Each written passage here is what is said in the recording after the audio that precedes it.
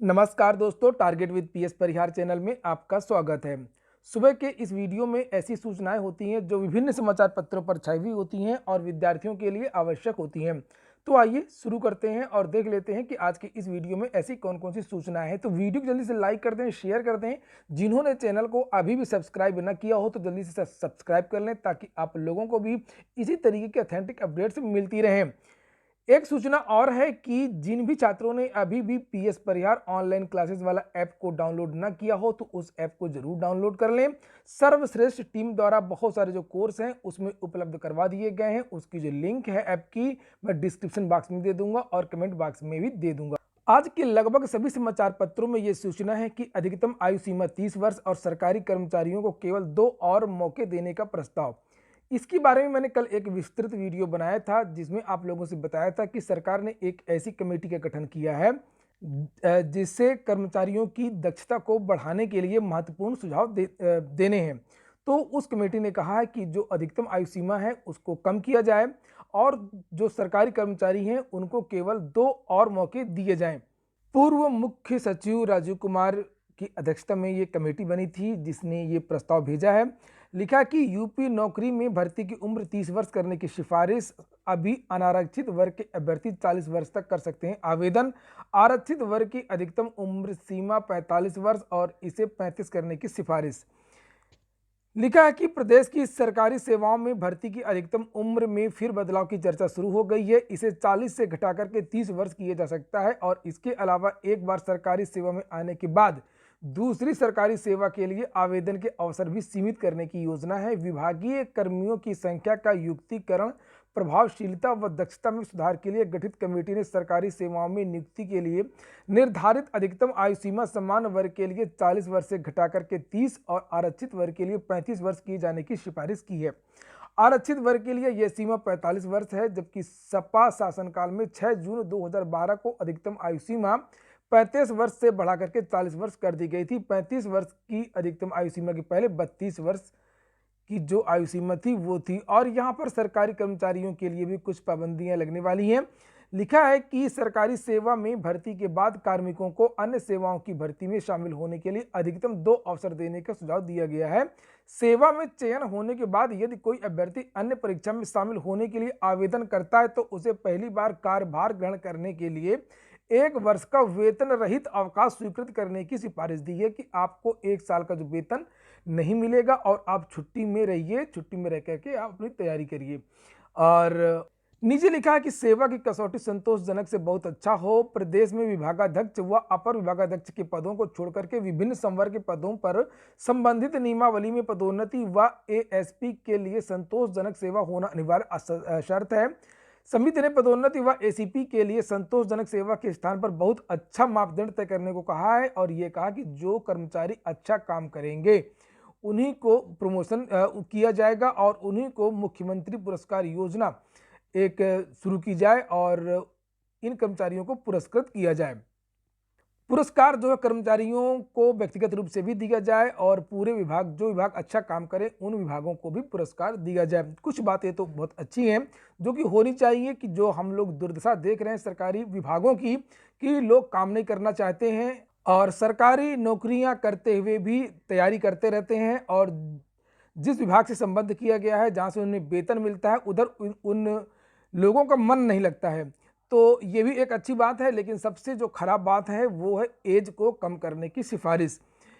इसी एज में रहते हुए भी कर्मचारियों की जो दक्षता है उसमें वृद्धि की जा सकती है, उसमें सुधार किया जा सकता है।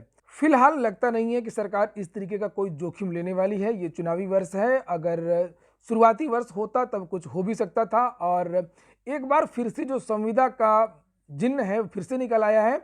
और उसी समिति ने देखिए यहाँ पर समूह ग के बारे में भी लिखा है कि 5 वर्ष संविदा पर रखने की सिफारिश। समूह ग में 5 वर्ष। प्रदेश में विभागीय कर्मियों की संख्या का युक्तिकरण, प्रभावशीलता व दक्षता में सुधार तथा उनके आकलन की व्यवस्था पर सुझाव देने के लिए गठित समिति ने समूह ग की भर्ती पहले 5 वर्ष तक संविदा पर रखने की सिफारिश की है। पर इस सुझाव पर फिलहाल किसी तरह की कार्रवाई की संभावना नजर नहीं आ रही है। समिति के मुताबिक गुजरात में डॉक्टर पीके दास समिति की संस्तुतियों पर समूह ग व घ की सेवाओं में नियमित नियुक्तियां किए जाने के पूर्व प्रथम 5 वर्ष के लिए संविदा के आधार पर कार्मिक रखे जाने की व्यवस्था 2006 में की थी। यूपी में चतुर्थ श्रेणी के पदों पर अनुकंपा नियुक्ति को छोड़कर के नई नियुक्ति न करने की जाने की व्यवस्था है और आवश्यकता पर आउटसोर्सिंग से चतुर्थ कर्मी रखने की व्यवस्था है। तो यहाँ पर फिर से ये कहा गया है कि जो है समूह की जो भर्तियां हैं उसमें 5 वर्ष की जो संविदा हो वो होनी चाहिए। और भी बहुत सारी बातें यहाँ पर लिखी हुई हैं कि जो समूह की भर्तियां होंगी वो किस तरीके से होंगी, पारदर्शी तरीके से होंगी। और ये लिखा है कि समिति ने केंद्र सरकार की राष्ट्रीय भर्ती संस्था के माध्यम से समान अर्हता सेट की व्यवस्था लागू होने के बाद में समूह ग की भर्ती इसी के स्कोर से करने का सुझाव दिया है। समिति ने कहा है कि इससे अभ्यर्थियों को अलग अलग भर्ती परीक्षाओं के लिए बार बार आवेदन की आवश्यकता नहीं होगी। भर्ती में पारदर्शिता व सुविधा के साथ साथ परीक्षाओं में शामिल होने वाले अभ्यर्थियों विशेषकर महिला अभ्यर्थियों को सुविधा होगी। और भी बहुत सारी बातें यहाँ पर लिखी हुई हैं कि जो है द्विस्तरीय परीक्षा प्रणाली जो है वो लागू होगी प्रदेश में भी और केंद्र में भी। यानी कि केंद्र में जो परीक्षा होगी वो सीईटी होगी और उत्तर प्रदेश में जो परीक्षा होगी पीईटी होगी। और उत्तर प्रदेश सरकार ने ये भी कहा है कि जब सीईटी लागू हो जाएगा तो पीईटी बंद हो जाएगा। फिलहाल यहाँ भी लिखा हुआ है कि ऐसा लगता नहीं है कि किसी तरीके की कार्रवाई होगी या सरकार इस तरीके का कोई जोखिम लेगी। फिलहाल ये समिति है, समिति ने अपनी रिपोर्ट दी है, उसकी यहाँ पर चर्चा है। इसके बाद में अगली जो सूचना है वो है धरना प्रदर्शन कर रहे छात्रों को मिला तेजस्वी यादव का साथ। इस वीडियो में यह सूचना डालने का कोई राजनीतिक उद्देश्य नहीं है। उद्देश्य मात्र केवल इतना है कि उत्तर प्रदेश में कभी भी छात्रों को विपक्ष का साथ नहीं मिलता है, विपक्ष के किसी बड़े नेता का साथ कभी नहीं मिलता है, जबकि अन्य प्रदेशों में ऐसा नहीं है। और ताज़ा मामला है बिहार का। कल बिहार में छात्र जो टीईटी पास छात्र हैं वो प्रदर्शन कर रहे थे। वो ये चाह रहे थे कि हाई कोर्ट के आधार पर जो जैसा आदेश हाई कोर्ट ने दिया है उस आधार पर भर्ती हो। इन विद्यार्थियों पर लाठीचार्ज किया गया, इनको प्रदर्शन करने की अनुमति नहीं दी गई। और तब इन छात्रों को जो है साथ मिला वहाँ के जो विपक्षी नेता हैं राष्ट्रीय जनता दल के तेजस्वी यादव। और इससे सबक लेना चाहिए, जो उत्तर प्रदेश के जो विपक्ष के नेता होते हैं वो कभी भी छात्रों के हित की कोई भी बात करते नहीं है, चाहे वो किसी भी पार्टी के नेता हो, चाहे वो अखिलेश यादव हो, चाहे वो मायावती हो या कोई भी हो।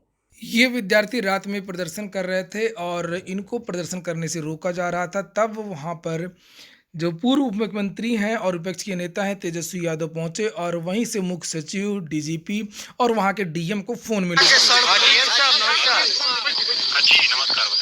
अरे ये शिक्षक वाले सब लोग आंदोलन कर रहे थे वहाँ गर्दनी बाग में। इन लोगों का कोई परमिशन ले नहीं रहा, इन लोगों को धरने के लिए कोई रिसीव नहीं कर रहा है। वहाँ तो राइट है ना इन लोगों को धरने के लिए। अच्छा, तो विभाग से नहीं कोई कोऑर्डिनेट कर रहा है? नहीं, विभाग से नहीं, यहाँ तो आप लोगों के जो अधिकारी होते हैं इंटीमेट करना पड़ता है ना धरने के लिए, प्रदर्शन के लिए। आप क्या कहा जा रहा है कि नियम थोड़ा बदलाव होगा कि हर दिन का परमिशन मिलेगा, अनिश्चित काल नहीं मिलेगा?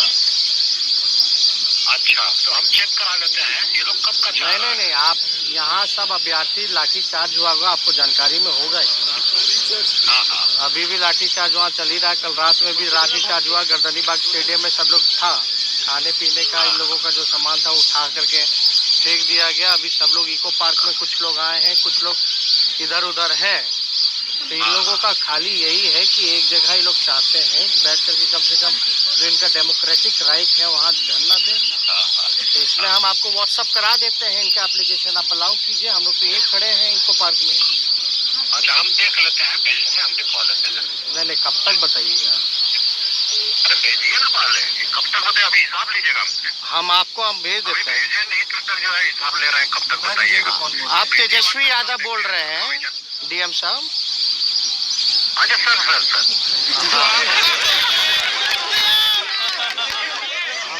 तो जिलाधिकारी को पहले मालूम नहीं था और बात वो नहीं है, बात ये है कि कम से कम जो विपक्ष के जो नेता हैं वो सड़कों पर दिखते हैं और यहाँ के जो नेता हैं उत्तर प्रदेश के वो केवल ट्विटर पर दिखते हैं। अगली सूचनाएं हैं उत्तर प्रदेश लोक सेवा आयोग की। जो सूचना है वो पीसीएस प्री 2020 संशोधित परिणाम को चुनौती दी गई है। इसकी आज भी सुनवाई होगी। जो भी सुनवाई होगी उसके बारे में शाम को एक वीडियो बनाकर आपको अपडेट दे दूंगा। इसका जो संशोधित परिणाम आया था उसमें बहुत सारे जो अभ्यर्थी हैं वो बाहर हो गए थे और कुछ नए अभ्यर्थियों का चयन कर लिया गया था। और वहीं पर आज बहुत सारी जो सूचनाएं हैं वो पीसीएस 2020 मुख्य परीक्षा की हैं कि जो पेपर है 21 तारीख से शुरू हो गया है। पेपर किस तरीके का था? पेपर सामान्य रहा, औसत रहा, पढ़ने वाले छात्र के लिए पेपर आसान था। और कल जो पेपर था वो हिंदी और निबंध का पेपर था। आज जो पेपर होना है वो सामान्य अध्ययन का पेपर होना है। यहाँ पर लिखा हुआ है कि पीसीएस 2020 की मुख्य परीक्षा में समसामयिक मुद्दों पर आधारित रहा निबंध का प्रश्न पत्र। अभ्यर्थी बोले संतुलित था पेपर। मैं आपको दिखा देता हूँ कि आखिरकार जो निबंध आया था वो किन किन मुद्दों पर पूछा गया। 150 नंबर का निबंध का पेपर होता है। 3 भाग होते हैं और प्रत्येक भाग से एक एक प्रश्न चुनना होता है और प्रत्येक भाग में 3-3 प्रश्न होते हैं। पहला जो भाग है सेक्शन ए से 3 प्रश्न पूछे गए थे, जिसमें सामान्यतः एक प्रश्न साहित्य का जरूर आता है। तो यहाँ पर लिखा हुआ साहित्य की सामाजिकता से संबंधित एक प्रश्न आया था निबंध लिखने के लिए। 21वीं सदी में जाति प्रथा, समस्या और चुनौतियां, भारत में चुनाव सुधार, आवश्यकता और अपरिहार्यता। तो ये 3 में से एक चुनना था। और अगला जो भाग है खंड बा, इसमें जल प्रदूषण और गंगा स्वच्छता से संबंधित निबंध लिखना था। खंड बा में 2 और बिंदु थे, 2 और निबंध थे जो लिखने थे, जिनमें से एक लिखना था कि भारत की $5 ट्रिलियन अर्थव्यवस्था, संभावनाएं और चुनौतियां। तो भारत का जो लक्ष्य है वो $5 ट्रिलियन की अर्थव्यवस्था बनाने के लिए। ये वही ट्रिलियन है जिसमें कितने शून्य होते हैं बता नहीं पाए थे संबित पात्रा। और नंबर 6 पर है भारतीय कृषि सदाबहार क्रांति की ओर। और खंड सा से भी 3 भाग आए थे और यहाँ पर लिखा हुआ है कि भारत चीन संबंध और दक्षिण राजनीति, कोरोना महामारी और आयुष्मान भारत। तो समसामयिक मुद्दों पर आधारित जो ये निबंध है वो पूछे गए थे और विद्यार्थियों ने बताया कि उनका पेपर अच्छा रहा। अगली जो सूचना है वो एसएससी की है। सिपाही भर्ती में 54,411 अभ्यर्थी सफल हो गए हैं। ये परिणाम जारी कर दिया गया है। कर्मचारी चयन आयोग ने केंद्रीय बलों में सिपाही भर्ती परीक्षा 2018 का अंतिम परिणाम घोषित कर दिया है। इसमें कुल 54,411 अभ्यर्थी अंतिम रूप से चयनित हुए। इनमें पुरुष 46,308 व महिलाएं 8,103 अभ्यर्थी हैं। यह भर्ती 58,358 पदों के लिए हुई थी और उसमें से 3,947 पद अभी भी रिक्त हैं। तो ये हो गया आज का वीडियो को अगर आप लोगों ने अभी भी लाइक ना किया हो तो लाइक अवश्य कर दें। जिन छात्रों ने पीएस परिहार ऑनलाइन क्लासेस वाला जो ऐप है उसको डाउनलोड ना किया हो तो उसको डाउनलोड कर लें। और जो विद्यार्थी किसी भी प्रतियोगी परीक्षा की टेस्ट सीरीज में भाग लेना चाहता हो तो वो पुराना वाला जो ऐप है targetwithpsparihar.com वेबसाइट या target with PS Parihar app, उसको भी डाउनलोड कर लें। पूरा वीडियो सुनने के लिए बहुत बहुत धन्यवाद।